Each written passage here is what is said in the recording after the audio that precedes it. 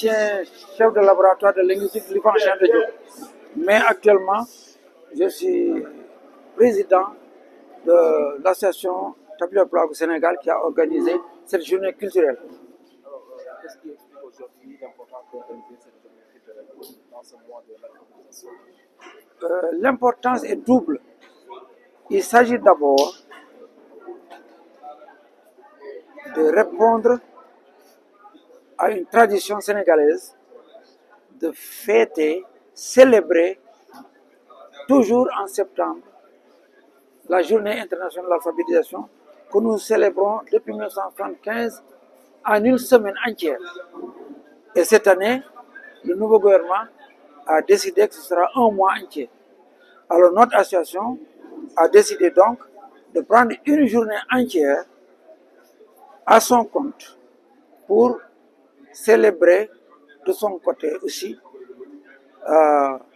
l'alphabétisation sur la thématique qui a été édictée par l'UNESCO. Alors, sur l'alphabétisation, mais surtout sur l'alphabétisation dans le cadre de l'éducation plurilingue ou multilingue. Et le mot est clé. Il s'agit de l'éducation multilingue.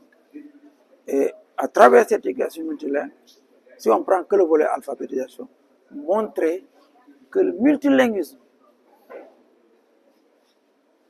le multiculturalisme, ce que j'ai appelé dans ma conférence, là, dans mon intervention là, tout à l'heure, la diversité culturelle et linguistique n'est pas quelque chose de négatif.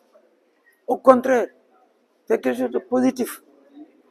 J'ai dit quelque part, je crois, au-dessus d'une phrase, que dans une nation multilingue, on a comme qui dirait une mosaïque dont les tesselles sont les langues et les cultures. Surtout en Afrique. Souvenez-vous qu'en Afrique, ce n'est pas nous qui avons tracé les frontières. Les frontières coloniales ont tranché dans le vif des cultures et des civilisations. Or, l'Afrique est toujours dans la phase de consolidation d'unité nationale. Et cette unité nationale ne peut se faire que dans la diversité des langues et des ethnies. Mais il y a un syncrétisme. Nous nous rapprochons les uns des autres. Mais il faut laisser tel quel. Il ne faut pas légiférer pour créer des dominations culturelles ou linguistiques. Ça ne fait que créer des tensions et des conflits inutiles. J'ai donné l'exemple de quelques pays africains que je ne vais pas reprendre ici, vous avez entendu, qui ont essayé de le faire et ça n'a pas marché.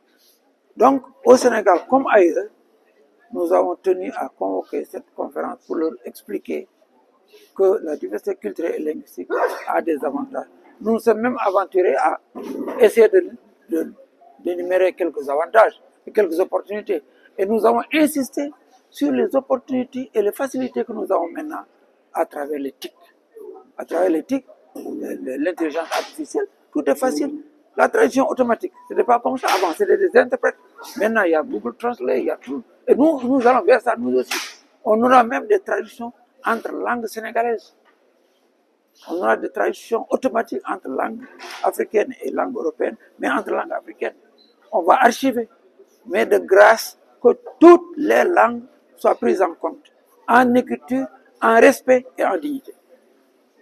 Par rapport à l'introduction des langues nationales dans le système éducatif, qu'est-ce que cela peut jouer justement pour l'éducation de ces enfants à la promotion culturelle? C'est important parce que ce qui est à l'ordre du jour aujourd'hui, c'est le bilinguisme. Le bilinguisme, L1 de l'enfant, la langue première de l'enfant, qui n'est pas nécessairement sa langue maternelle, mais la langue que l'enfant parle et comprend le mieux.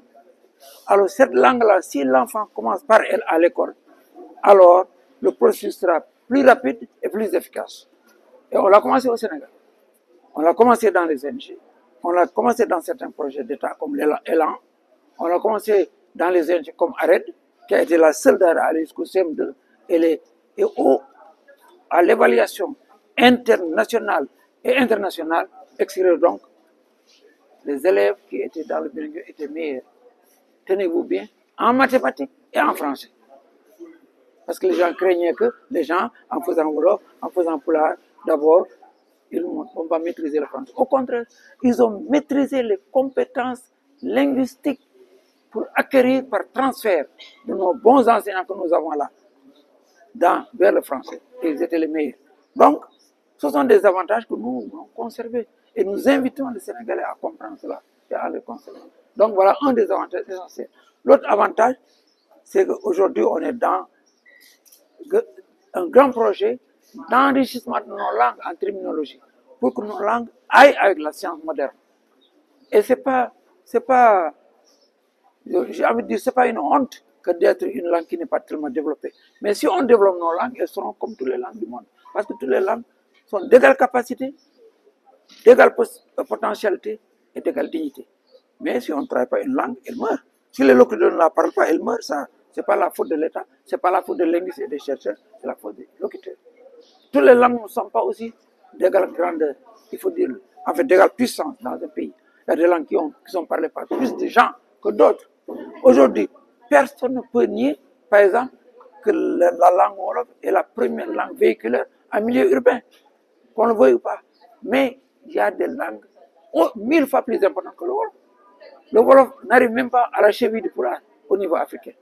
Le pulaar est parlé dans plus de 28 pays et par plus de 100 millions de locuteurs, pour ne prendre que ces deux-là. Maintenant, ce n'est pas une raison pour, par exemple, négliger le Kognali ou le Kanjar dont je parlais tout à l'heure, même si c'est deux personnes qui la parlent, qui l'écrivent, qui la parlent et qui l'étudient où ils veulent. C'est différent maintenant de la scolarisation. La scolarisation, ça c'est autre chose, c'est normé. Ce n'est pas toutes les langues qui pourront aller être première langue à l'école. Ça c'est un débat que je ne vais pas ouvrir ici, mais pour le comprendre très aisément. Il faut que la langue soit outillée, soit prête et tout ça, qu'elle ait un bon nombre de locuteurs extra.